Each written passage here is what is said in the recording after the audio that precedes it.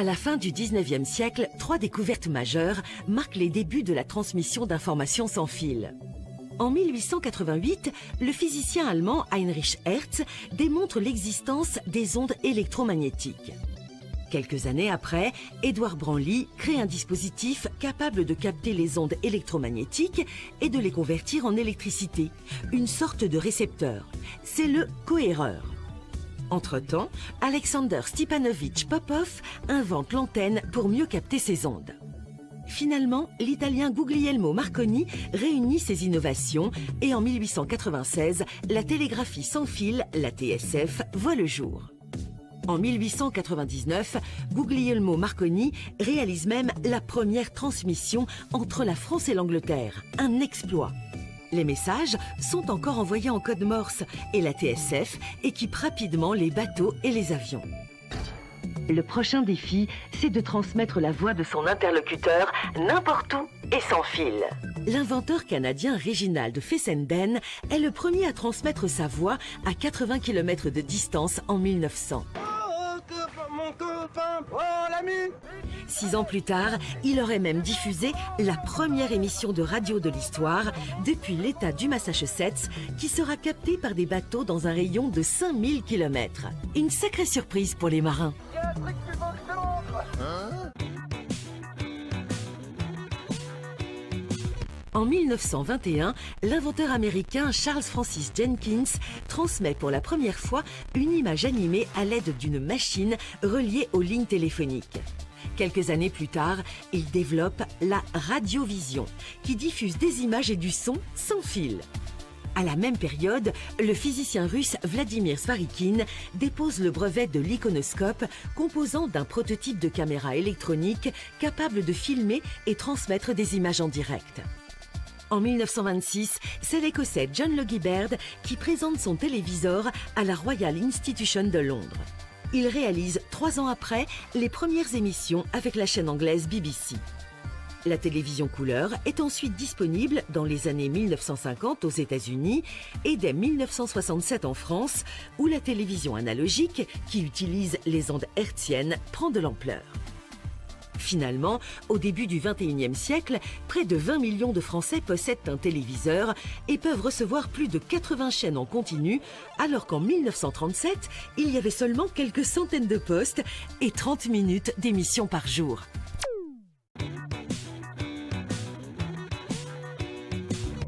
L'informatique voit le jour pendant la Seconde Guerre mondiale. En 1943, le premier ordinateur entièrement électronique est créé. C'est l'ENIAC. Mais rien à voir avec les ordinateurs actuels. Cette machine programmable pèse 30 tonnes et occupe plus de 150 mètres carrés. Elle est utilisée par l'armée américaine pour calculer la trajectoire des projectiles en seulement 20 secondes. La taille des ordinateurs diminue progressivement grâce à l'invention du transistor, du circuit intégré et finalement du microprocesseur. Les ordinateurs deviennent moins énergivores et moins coûteux. Et la prochaine étape, c'est de les utiliser pour communiquer. En 1969, ARPANET, le tout premier réseau de transmission de données, est lancé.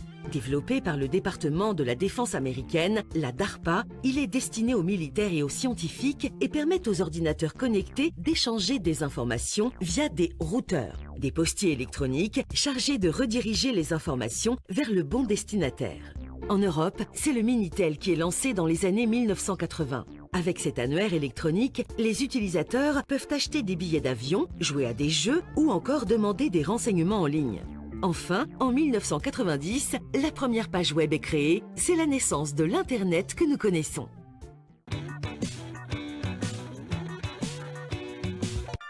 Au cours des années 1970, la France fait de grands travaux d'équipement en matière de téléphone. 15 millions de lignes fixes sont installées et en 1983, ce sont 80% des Français qui y ont accès. En parallèle, l'entreprise américaine Motorola développe un téléphone portable expérimental. L'idée est lancée et les premiers modèles analogiques sont commercialisés au milieu des années 1980, comme le Mobira Senator de Nokia qui pèse presque 10 kilos. Ces téléphones mobiles se connectent à des stations de base, des bornes d'accès qui distribuent le réseau.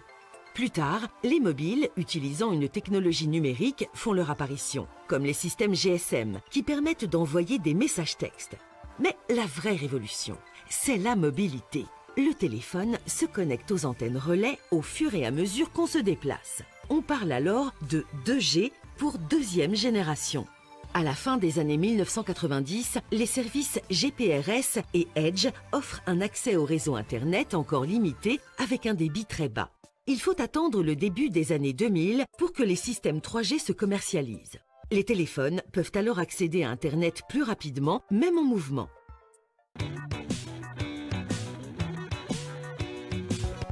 À l'aube du XXIe siècle, il faut libérer de la place sur les ondes. Par exemple, en 2011, la télévision passe de l'analogique au numérique avec l'essor de la TNT, ce qui permet aux téléviseurs de recevoir des centaines de chaînes différentes et d'augmenter la qualité des images.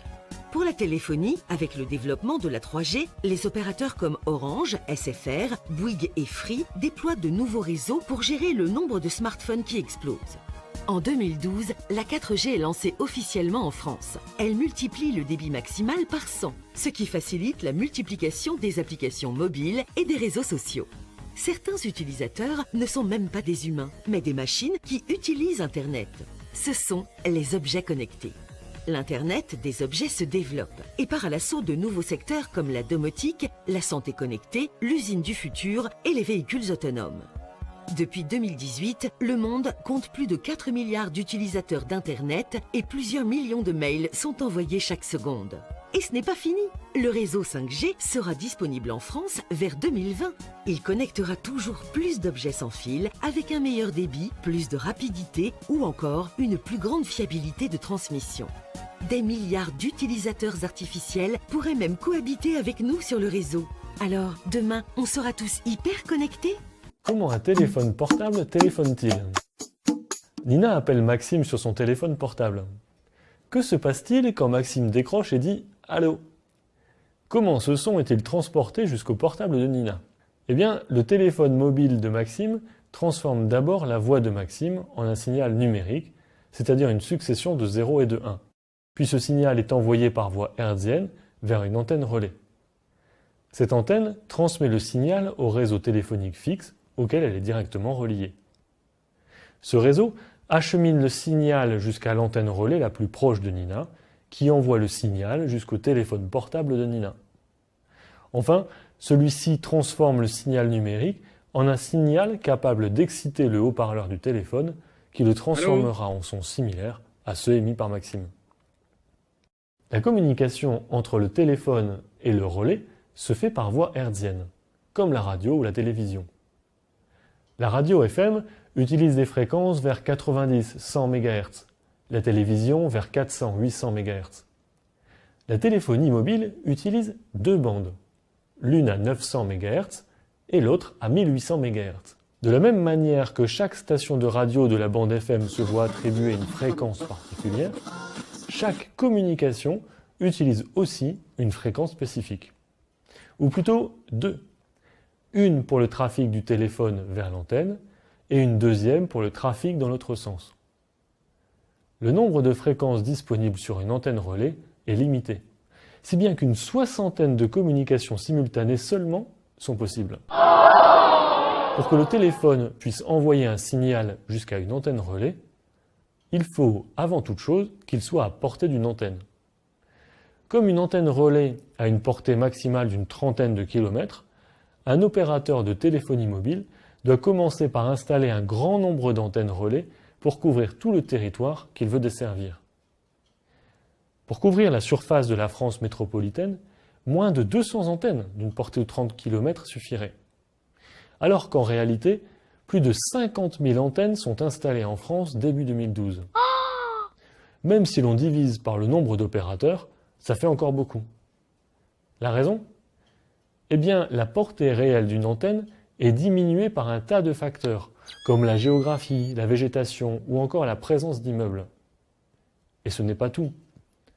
On a vu qu'une antenne ne peut gérer qu'un petit nombre de communications téléphoniques simultanées, typiquement une soixantaine. Donc, dans les zones à forte densité de population, il faut mettre des antennes plus rapprochées.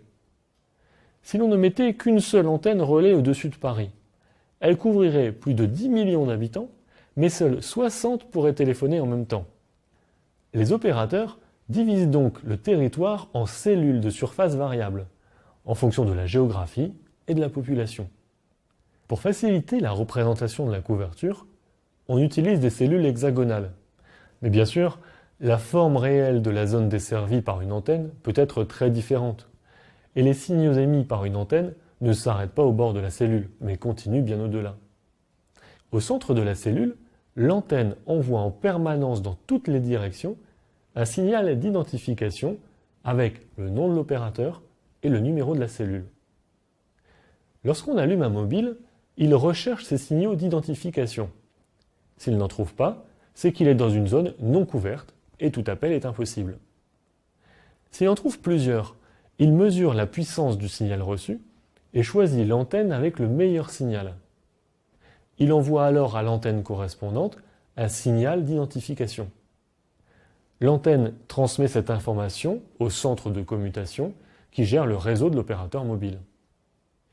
Et donc, si quelqu'un veut l'appeler, le centre de commutation sait vers quelle cellule diriger l'appel. Le téléphone mobile mesure en permanence la qualité du signal envoyé par l'antenne relais. Si elle diminue trop, le téléphone teste à nouveau tous les signaux d'identification d'antenne qu'il peut trouver. S'il en trouve un meilleur, il en informe l'antenne relais, qui en informe le centre de commutation. La bascule se fait très rapidement et n'est pas perceptible par l'utilisateur, même en cours de communication. Nous avons vu qu'une communication téléphonique consiste en une transmission de signaux numériques. Rien n'empêche donc de transmettre des données numériques issues d'autres sources, comme des photos ou des pages web. Si ce n'est que la quantité d'informations est beaucoup plus importante et nécessite des débits de transmission plus élevés. C'est pour cette raison que le réseau 3G vient compléter le réseau 2G que l'on vient de décrire. Il a nécessité, comme le réseau 2G, le déploiement d'environ 50 000 antennes supplémentaires et de toute une infrastructure. Mais les principes de fonctionnement restent les mêmes. Qu'est-ce qu'un réseau de téléphonie mobile ? Un réseau de téléphonie mobile permet l'utilisation simultanée d'un grand nombre de téléphones mobiles et de terminaux connectés. Il est composé d'antennes relais couvrant chacune une portion de territoire délimitée. En France métropolitaine, 4 opérateurs ont été autorisés par l'ARCEP à utiliser les bandes de fréquences indispensables au déploiement d'un réseau mobile. Dans les départements et territoires d'outre-mer, d'autres opérateurs ont obtenu ces fréquences. Comment mon téléphone capte le réseau mobile ? Il faut vous trouver à portée d'une antenne relais investie par votre opérateur mobile de sorte à réceptionner un signal radio suffisamment puissant. Le mobile évalue en continu la puissance des signaux à proximité. Si vous vous éloignez, il peut ainsi basculer vers une nouvelle antenne relais pour éviter que la connexion se dégrade. C'est un transfert intercellulaire. En haut à droite de votre écran est indiqué le réseau emprunté, à savoir celui de votre opérateur, mais aussi la qualité du signal et la technologie utilisée. Que signifient 2G, 3G, 4G et 5G ? En France, 3 technologies de réseau mobile sont principalement utilisées. Le GSM, ou 2G, son débit maximal est de 200 kbps par seconde. L'UMTS, ou 3G, son débit maximal est de 40 Mbps par seconde. Et enfin le LTE, ou 4G, qui est actuellement la technologie mobile la plus performante.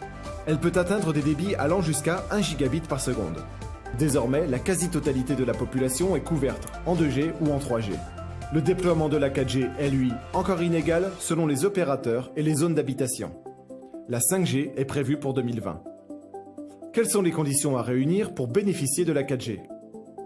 Pour bénéficier de la 4G, vous devez posséder un terminal et un abonnement mobile compatible 4G et, bien sûr, vous trouver dans une zone couverte par le réseau 4G de votre opérateur. Sinon, le téléphone s'adapte à la technologie réseau disponible, qu'il s'agisse de 3G ou de 2G. Internet débarque à bord des TGV pour vous offrir gratuitement une expérience de voyage connectée. Parce que vous nous le demandez depuis longtemps, nous avons relevé les défis techniques pour vous fournir une connexion Internet à 300 km/h. En fait, comment ça fonctionne ? SNCF a équipé chaque rame TGV d'antennes permettant de capter les réseaux 4G des opérateurs. Mais figurez-vous qu'à la vitesse du TGV, la connexion du signal dure moins d'1 minute. C'est pourquoi des bornes ont été installées tous les 3 km sur l'ensemble des principaux axes à grande vitesse, ce qui représente plus de 1000 antennes pour relayer la connexion. L'installation se fait donc progressivement pour que dès fin 2017, nous vous proposions une connexion sur les principales lignes TGV. Les équipes SNCF sont donc en train de déployer dans 300 rames TGV l'équivalent de 124 km de fibre optique et installer 18 000 antennes. Un détail tout de même. Imaginez plusieurs centaines de personnes dans votre salon dont la plupart se connectent à votre box. C'est beaucoup et c'est un peu ce qu'il se passe dans votre TGV. Nous avons donc fait des choix. Nous vous garantissons une connexion Internet simple et la possibilité d'envoyer et recevoir vos emails. Pour les consommations très gourmandes, votre connexion sera ralentie, voire limitée sur certaines portions du voyage. Et pour enrichir votre trajet, nous vous invitons à découvrir toutes les fonctionnalités de notre portail. Une carte interactive pour suivre votre voyage en direct, des services à bord et des nouveautés régulières. Bon surf à tous!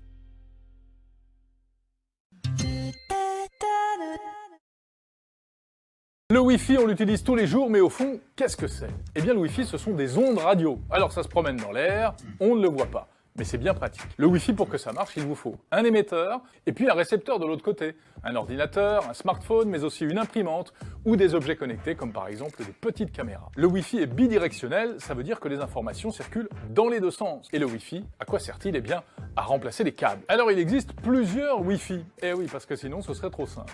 Vous avez le Wi-Fi A, B, G, N, actuellement le Wi-Fi AC, dans le futur le Wi-Fi AX ou encore le Wi-Fi AH pour les objets connectés. Ce qui varie, c'est d'abord la fréquence, 2,4 ou 5 GHz. Plus on monte en fréquence et plus on augmente le débit, c'est-à-dire la puissance du Wi-Fi, mais plus on perd en portée, c'est-à-dire la distance couverte. Le Wi-Fi, vous l'avez sans doute remarqué, chez vous, parfois ça ne marche pas très bien. Il y a plusieurs explications à cela, au-delà des problèmes de fréquence et de normes. D'abord, la qualité du matériel, tout simplement. La box de votre opérateur est peut-être un peu ancienne, alors qu'un routeur qui ne s'occupe que de faire du Wi-Fi avec les toutes dernières technologies fonctionnera a priori un peu mieux.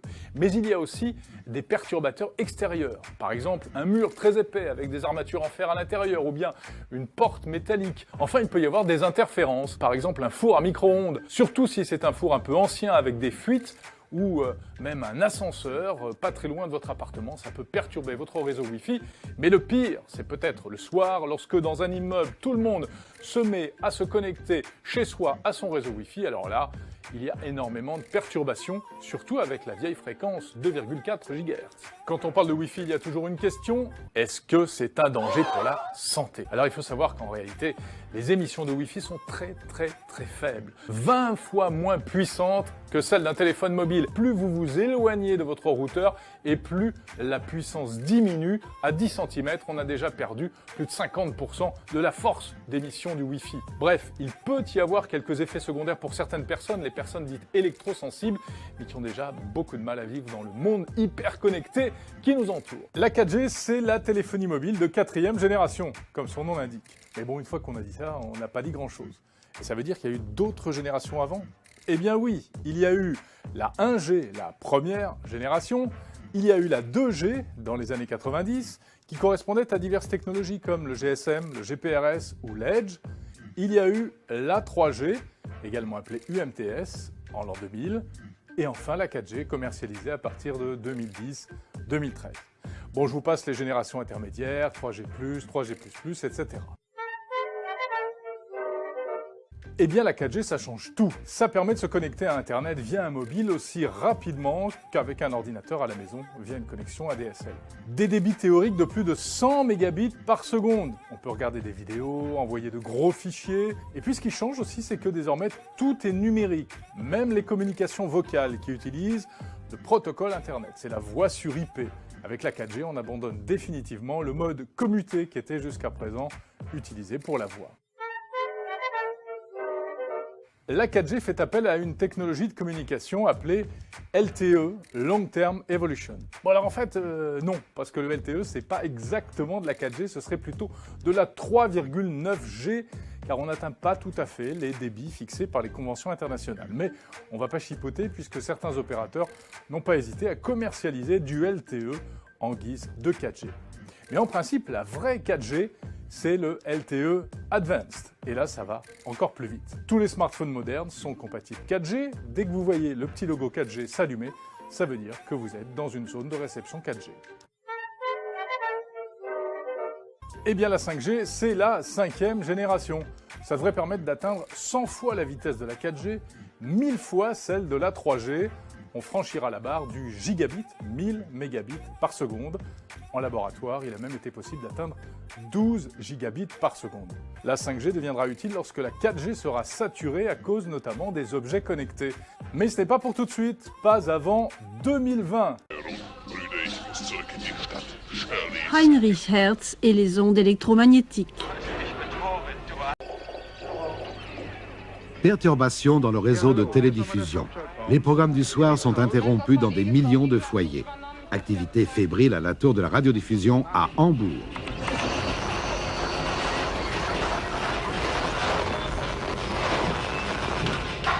L'équipe de techniciens inspecte le réseau d'ondes radioélectriques, le réseau hertzien.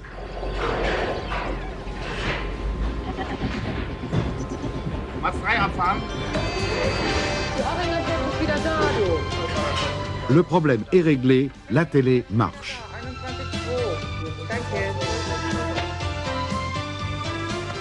Les marins communiquaient encore par signaux à bras quand les ondes hertziennes furent découvertes. Quelques-unes de ces expériences étaient basées sur les théories du chercheur écossais James Maxwell. Les célèbres équations de Maxwell démontrent que la lumière visible étant une forme d'onde électromagnétique, il doit exister d'autres ondes électromagnétiques possédant des longueurs différentes.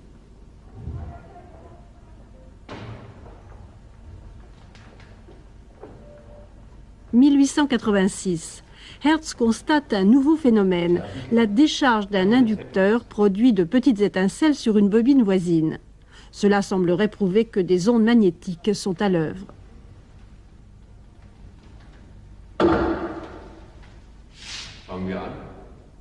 Aidé de son assistant, il commença à étudier systématiquement ce phénomène. Il construisit d'abord une installation comprenant un émetteur à gauche sur le bureau et un récepteur à droite.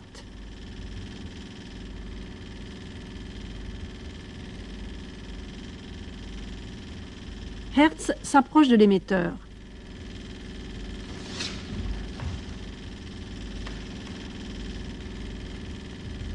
Ça fonctionne. À une distance de 2 mètres, le récepteur émet lui aussi des décharges électriques. Hertz en est certain à présent, des ondes électromagnétiques invisibles produisent ce phénomène. Elles se propagent dans la salle et transportent les tensions qui engendrent les étincelles du récepteur. Helmholtz, l'ancien professeur de Hertz, fut le premier à être informé de ces découvertes sensationnelles. Son verdict, bravo. Hertz publia le résultat de ses expériences sur la vitesse de propagation de l'effet électromagnétique.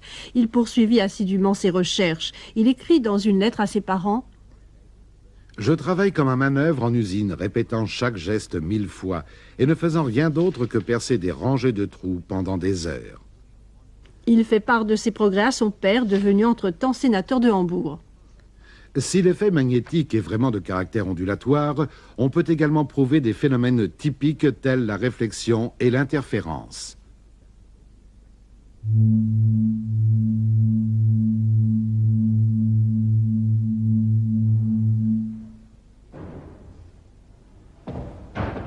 Fin 1888. Hertz expérimente de nouveau dans une salle de cours. Il veut prouver que les ondes électromagnétiques se réfléchissent sur un miroir en métal. Toute la longueur de la salle est nécessaire pour l'essai, car l'installation de Hertz ne peut produire que des ondes radioélectriques d'une longueur de 60 cm. À gauche l'émetteur, à droite le récepteur. Un croquis de l'expérience au tableau noir. Les traits sont les rangées de bancs. Hertz marque l'emplacement du réflecteur. La plaque de zinc de 2 mètres de hauteur est placée au fond de la salle. Les phénomènes lumineux produits par le récepteur étant très faibles, il faut que l'expérience soit faite dans le noir pour pouvoir les percevoir.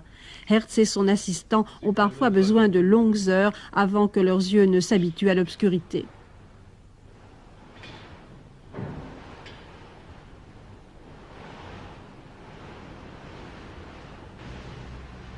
L'inducteur est mis en marche.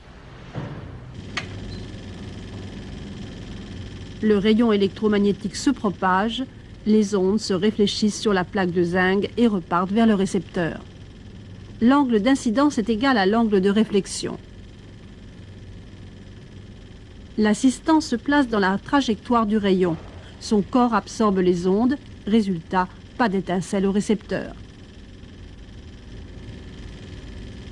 Ces expériences permirent à Hertz de déceler les propriétés des ondes électromagnétiques. Une des propriétés nous intéressant tout particulièrement, les interférences. Elles perturbent ou renforcent la réception des ondes dans nos postes de radio ou de télévision. Une onde arrive à notre antenne. Nous recevons un signal.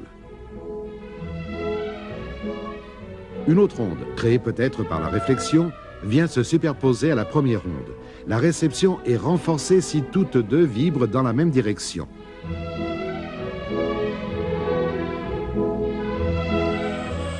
Mais la crête et le creux des ondes se détruisent si elles sont en opposition de phase. La réception est alors perturbée.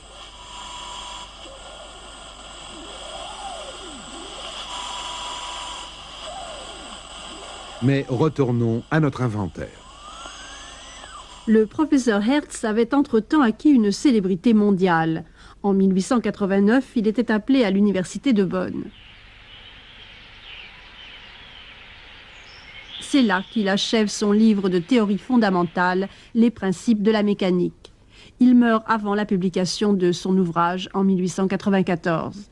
Il succombe à une septicémie juste avant son 37e anniversaire. Sur son lit de mort, il écrit à ses parents « S'il devait m'arriver quelque chose, ne pleurez pas. Mais soyez un peu fiers de moi et pensez que je suis de ces élus qui ont une vie courte mais bien remplie. » La science rendit hommage à Hertz en donnant son nom à l'unité mesurant les fréquences. Une unité hertzienne est égale à un cycle par seconde. En Europe, le réseau de courant électrique alternatif a une fréquence de 50 Hz. Cela équivaut à une longueur d'onde de 6000 km. Les ondes du courant à basse fréquence sont 10 fois plus courtes. Dans la gamme des ondes par ordre de longueur décroissante, les fréquences des ondes de radio et de télévision. Les micro-ondes des radars, les rayons infrarouges, les radiations visibles et les rayons ultraviolets. Les ondes les plus courtes sont les rayons X et les rayons gamma. De nombreux domaines s'emparèrent de la découverte de Hertz. L'Italien Marconi fut le premier à se servir des ondes hertziennes dans la télégraphie sans fil. Il prit le détecteur d'Edouard Branly comme récepteur.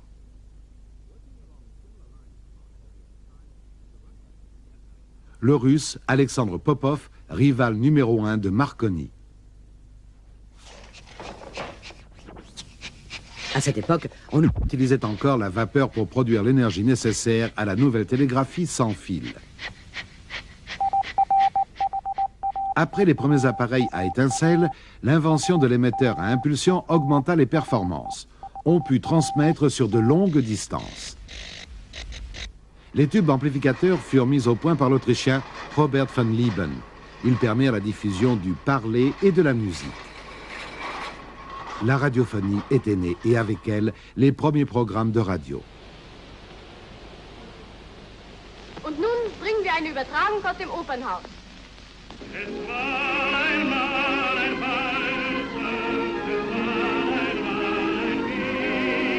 L'ère des médias démarra en flèche.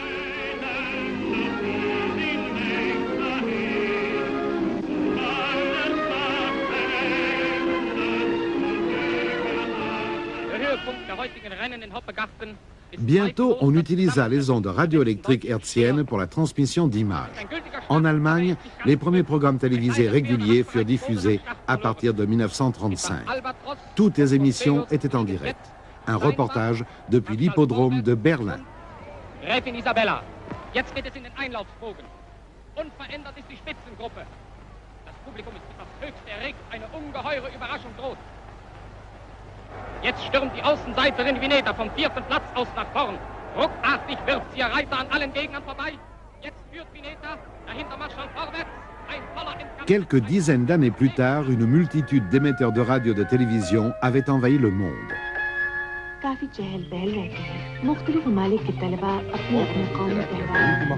Ils envoient leurs programmes dans les airs par ondes radioélectriques sur des bandes de fréquences différentes. Les antennes captent les ondes invisibles et les transforment en son et en images. Senderichtungen Westafrika, Südamerika, Australien, Nordamerika, Nah- oder Fernost.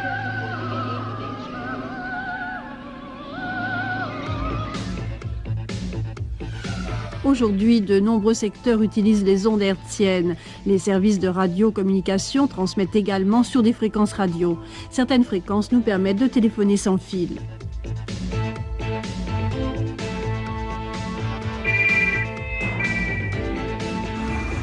La télécommunication, partout à toute heure, le summum du progrès ou une vision d'épouvante.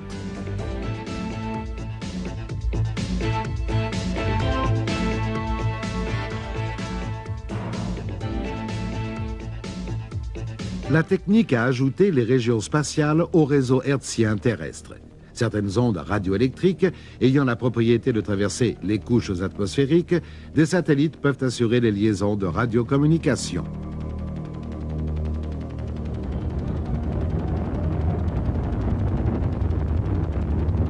Mise en orbite d'un satellite de télécommunication. Ces satellites permettent les liaisons téléphoniques intercontinentales ainsi que la transmission en direct de programmes télévisés dans le monde entier.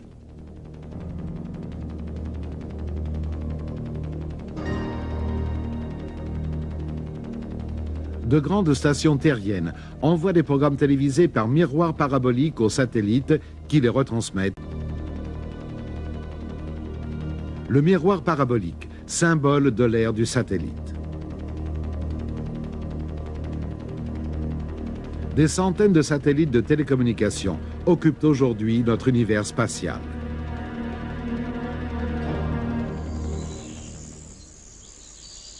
Les ondes hertziennes ne sont pas seulement une invention de l'homme, l'univers en est rempli. Les étoiles, les galaxies émettent des ondes radioélectriques invisibles à l'œil nu. Des radiotélescopes comme celui d'Effelsberg en Allemagne étudient les astres émettant des ondes radioélectriques. La radioastronomie nous entrouvre la porte du cosmos invisible et contribue à expliquer l'évolution de l'univers.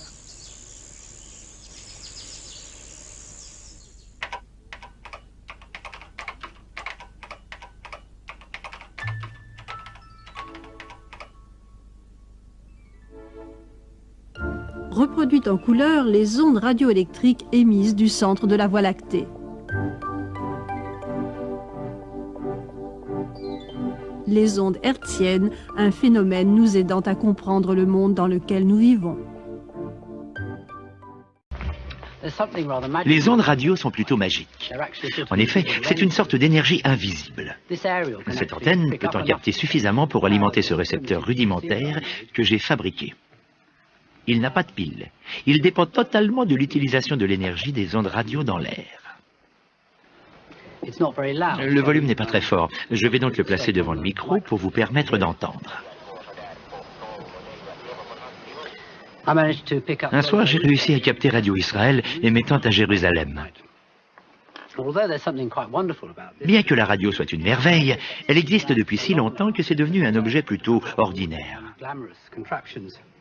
Même l'électronique à l'intérieur nous est assez familière. Durant cette émission, je vais vous montrer comment ces mystérieuses ondes radio ont été découvertes et comment les récepteurs radio les captent. Créer des ondes radio est très simple. N'importe quelle étincelle électrique en émet. Toutes ces étincelles émettent des ondes radio. Ce sont les parasites que vous entendez à la radio.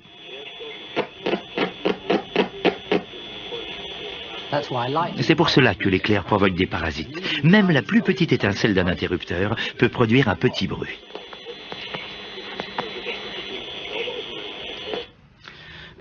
Mais sans poste de radio, il est difficile de détecter ces ondes. Les scientifiques ne croient en leur existence que depuis une centaine d'années. C'est l'expérience du physicien Heinrich Hertz, faite en 1887, qui les a finalement convaincus. La première démonstration en Angleterre a été faite par un scientifique du nom de Oliver Lodge, ici à la Royal Institution. Hertz utilisa d'importantes étincelles produites par cette machine qu'on appelle une bobine d'induction. Tu peux l'allumer, Bill?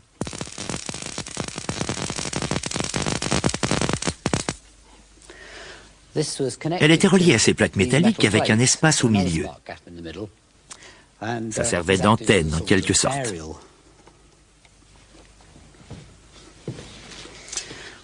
Voici le récepteur de Hertz, une simple boucle en cuivre. La grande étincelle crée des ondes radio avec suffisamment d'énergie pour qu'une petite étincelle passe d'une boule à l'autre du récepteur lorsqu'elles sont suffisamment rapprochées. Si je les tiens comme ceci... Vas-y, Bill.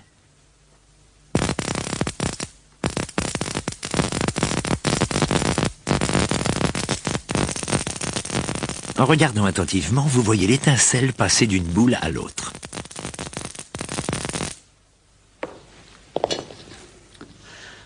Ces étincelles sont si petites que Hertz devait habituer ses yeux à l'obscurité pendant 15 minutes. Ensuite, il observait les étincelles à la loupe. Son appareil n'avait qu'une portée de quelques mètres et il n'a jamais essayé de lui trouver un usage pratique. Le premier qui utilisa des ondes radio pour envoyer des signaux fut Giuliano Marconi. Il lut un article sur le travail de Hertz. Il entama immédiatement des expériences et réussit rapidement à transmettre des signaux sur plus de 1,5 km. Il n'avait que 20 ans lorsqu'il arriva en Angleterre pour vendre ses idées.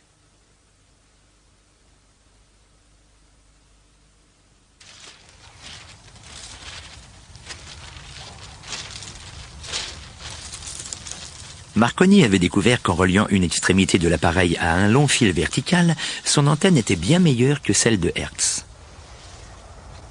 Il améliora son idée en reliant l'autre extrémité à la Terre.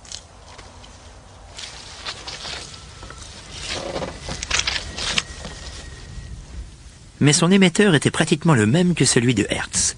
N'importe quelle étincelle fera l'affaire.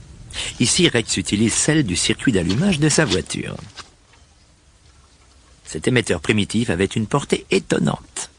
Marconi utilisait un récepteur beaucoup plus sensible appelé cohéreur, fondé sur un concept d'Oliver Lodge. Ceci est une fabrication maison, un simple tube de limaille de nickel obtenu en limant une pièce. Vous fixez une extrémité à l'antenne et l'autre à la terre. Lorsque le cohéreur détecte les ondes radio, sa résistance électrique baisse radicalement, agissant ainsi comme un interrupteur qui active un circuit.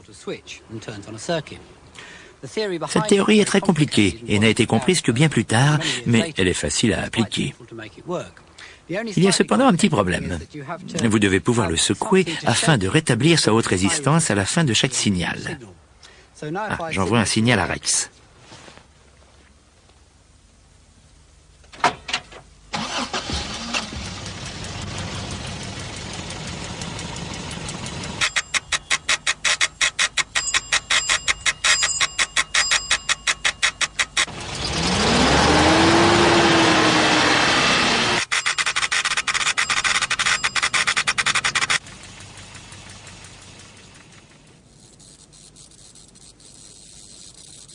Voici le matériel que Marconi a amené en Angleterre. Voici son émetteur avec une bobine d'induction comme celle de Hertz et ses boules concentrant l'énergie de l'étincelle. Une extrémité était reliée à l'antenne. Voici son récepteur. L'antenne s'attachait ici. Son cohéreur est à l'intérieur du tube de verre. La limaille se trouve dans l'espace du milieu et voici l'élément marquant les impulsions. Marconi envoyait en morse une série d'impulsions longues et courtes. Cet appareil n'avait qu'une portée d'environ 5 km, mais Marconi augmenta la sensibilité de ses cohéreurs et la taille de ses émetteurs pour pouvoir envoyer des messages à des centaines de kilomètres. Les émetteurs les plus grands faisaient beaucoup de bruit. Il a donc fallu les enfermer dans des caissons.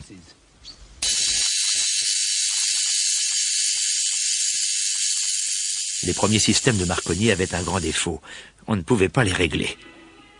On entend le signal de notre émetteur à étincelles sur les petites, moyennes et longues bandes de fréquence, car les étincelles créent des ondes irrégulières dans différentes longueurs de fréquence. Il fallait un émetteur plus précis qu'une étincelle. Voici la solution. Le circuit réglé. Ça ressemble à une vraie radio, mais les éléments de base sont encore assez simples. Il y a une bobine de fil ici, ou inducteur, et une série de plaques métalliques qui se chevauchent. C'est un condensateur. L'électricité circule rapidement de l'un à l'autre en oscillant des milliers de fois par seconde. La lampe sert de pompe qui régule le tout. Vous pouvez voir les ondes radio transmises par ce circuit sur cet oscilloscope branché à une petite antenne.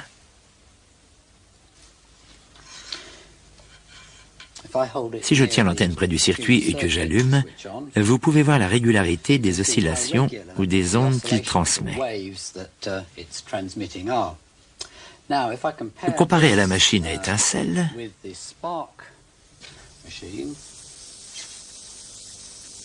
les ondes radio sont vraiment chaotiques.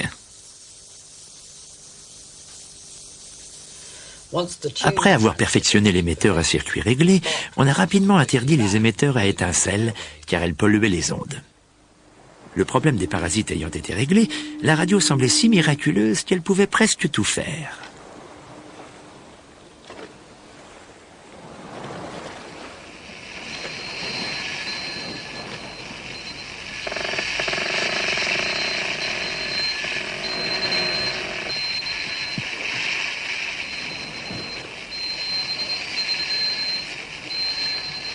Les premières radios étaient encore limitées.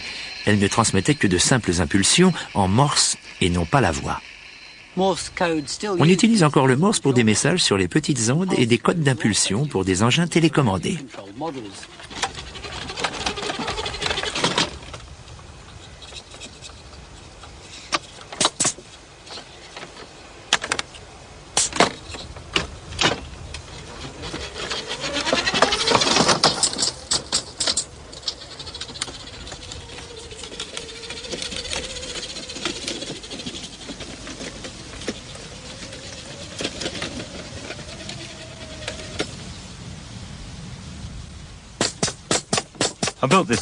J'ai fabriqué cette petite voiture pour une série télévisée pour enfants.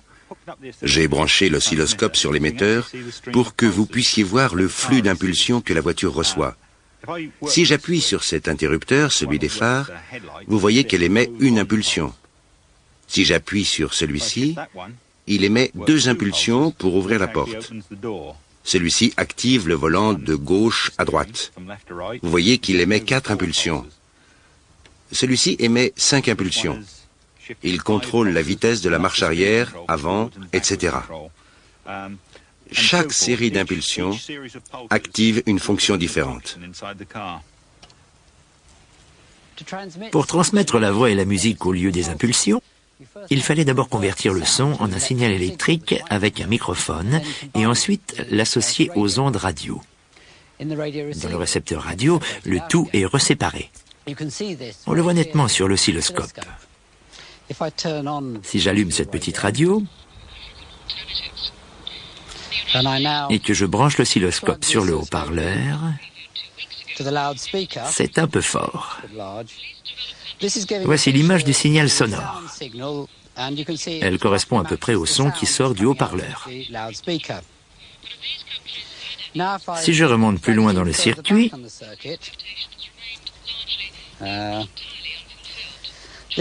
voici le signal sonore associé aux ondes radio. Les pointes correspondent encore à peu près au son qu'il émet et les ondes radio montent et descendent rapidement au milieu. Maintenant, si j'étire un peu le son, voici les ondes radio. Vous voyez que le son change constamment leur taille ou leur fréquence. C'est pour cela qu'on l'appelle modulation d'amplitude ou AM. L'homme qui a conçu la plupart des circuits pratiques pour la radio AM est un Américain du nom de Edwin Howard Armstrong. En France, durant la Première Guerre mondiale, il inventa le circuit super hétérodyne, encore utilisé aujourd'hui. Il a ensuite vendu son brevet à RCA aux États-Unis.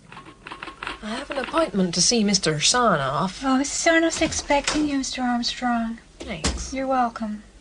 Il est devenu millionnaire du jour au lendemain et tomba amoureux de la secrétaire du patron. How about you come for a spin in my motor? Okay. Hop in there. Oh, it sure is a big one. Pour l'impressionner, il acheta une énorme Hispano-Suiza et grimpa en haut de la plus grande antenne. Ils se marièrent peu de temps après. Will you marry me? Oh, Howard, my hero. Les principes fondamentaux de la radio sont toujours les mêmes. Voici l'émetteur de la BBC à Brookmans Park qui émet en moyenne fréquence au sud-est de l'Angleterre. À l'intérieur, les ingénieurs ont restauré le tout premier émetteur de la BBC, construit par la société Marconi vers 1920. Cette partie crée les ondes radio et celle-ci les associe aux signaux sonores, la modulation d'amplitude. C'est simplement une série d'énormes circuits réglés avec les lampes, les bobines de fil des inducteurs et les plaques métalliques des condensateurs. Il génère environ 2 kW. Cela peut paraître beaucoup, mais cet émetteur moderne a une puissance de 150 kW et il est beaucoup plus sophistiqué. Il diffuse Radio 3 sur AM dans tout le sud-est de l'Angleterre.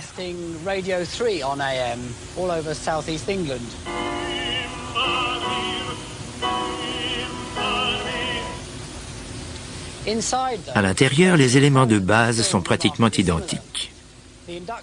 Les inducteurs sont exactement les mêmes et les lampes et condensateurs, bien qu'enfermés, fonctionnent sur le même principe. Des appareils émettant le son comme ceux-ci sont apparus durant la Première Guerre mondiale. On les utilisait pour envoyer des messages par radiotéléphonie. C'est après la guerre que les ingénieurs enthousiastes de Marconi ont lancé la radiodiffusion de divertissement.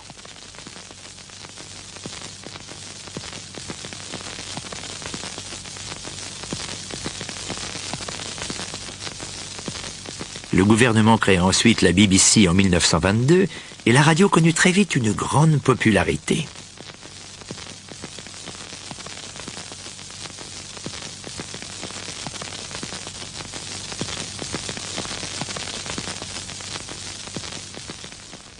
Au début, la plupart des auditeurs avaient des postes très simples, des postes à cristal, comme le Rexophone. Il fallait des antennes énormes, car comme pour ma radio au début de l'émission, elle n'avait pas de pile et dépendait entièrement de l'énergie des ondes radio dans l'air.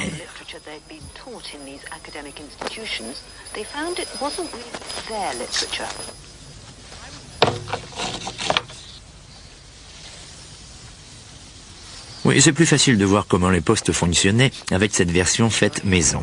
Au lieu d'un cohéreur, il y avait un morceau de cristal et un petit fil de fer appelé moustache de chat.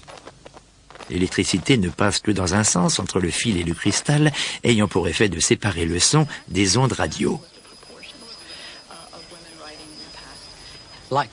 Comme pour le cohéreur, la théorie de la moustache de chat est très compliquée, mais elle est facile à appliquer. Parfois, le contact imparfait entre les dents et les plombages a le même effet. Certaines personnes peuvent entendre la radio dans leur tête en permanence. Et voici l'équivalent moderne de la moustache de chat, la diode au germanium. En utilisant une loupe, on voit que c'est une version fermée du même élément. La moustache touche le morceau de germanium. Ma radio du début de l'émission, ainsi que la plupart des transistors modernes, les utilisent encore.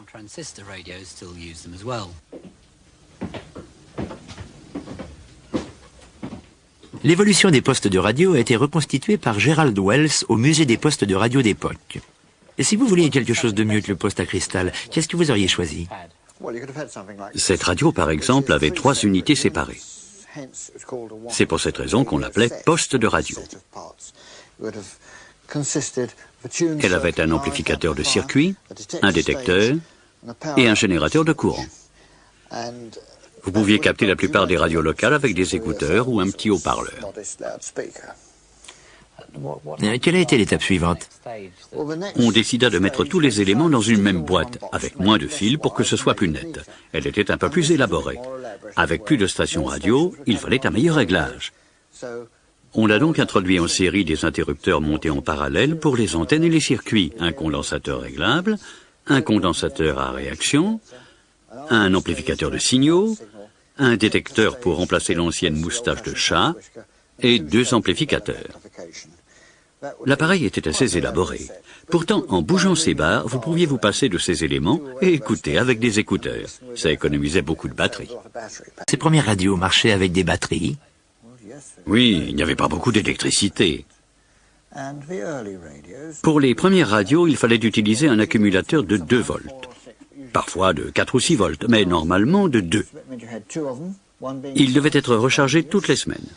Il fallait donc en avoir 2, un en recharge et l'autre en utilisation, et vous aviez besoin d'une batterie à haute tension et d'une batterie à grille croisée. Elle durait 1 an environ et coûtait 9 pence. Celle-ci durait environ 3 mois et coûtait un peu plus de 7 pence. C'était donc coûteux. Oui, assez. Il fallait acheter une grande antenne. Toutes les semaines, vous deviez faire recharger votre accumulateur. C'était pas coûteux en soi, mais il fallait vous en occuper et vous organiser, car vous n'aviez que 20 heures d'écoute par semaine.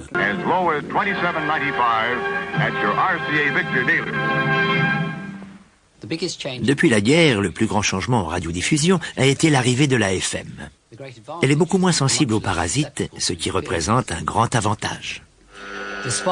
L'étincelle qui couvre le son d'une bande AM ne s'entend pratiquement pas sur la FM.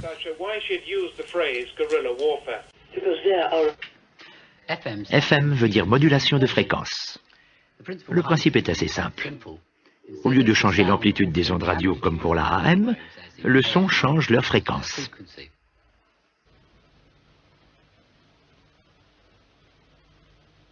La FM a également été inventée par Howard Armstrong. Il a commencé à travailler dans les années 30 avec une ferveur de missionnaire pour construire une radio haute fidélité. Après des essais encourageants avec RCA, la société décida brusquement d'abandonner. Sarnoff! Well, why have you cancelled my project? Get off my back. Hi-fi radio is the thing of the future. Une fois la radio FM lancée, Armstrong et RCA entamèrent une interminable bataille juridique sur les brevets. You have stolen my ideas. You did not. I was the inventor. Certainly not. Aujourd'hui, la FM est solidement implantée. Elle est irremplaçable pour les communications radio comme pour la diffusion. Quand je pilote mon petit avion, j'utilise la radio. Personnellement, je ne volerai jamais sans elle. Cela me permet de rester en contact avec la tour de contrôle, les autres pilotes et les aéroports. Si vous vous perdez, la tour de contrôle peut vous aider à retrouver votre chemin. C'est aussi une radio de navigation. Je peux la régler sur différentes radiobalises installées dans tout le pays. Je peux m'orienter en fonction de ces balises pour retrouver mon chemin facilement. Les radios grand public sont également beaucoup plus sophistiquées. Un grand nombre d'entre elles ont des réglages automatiques et la qualité du son est très impressionnante, surtout pour la FM. Mais malgré ces améliorations, la radio a vraiment été éclipsée par la télévision et d'autres miracles plus modernes. Les radios ne sont plus des objets aussi précieux qu'autrefois.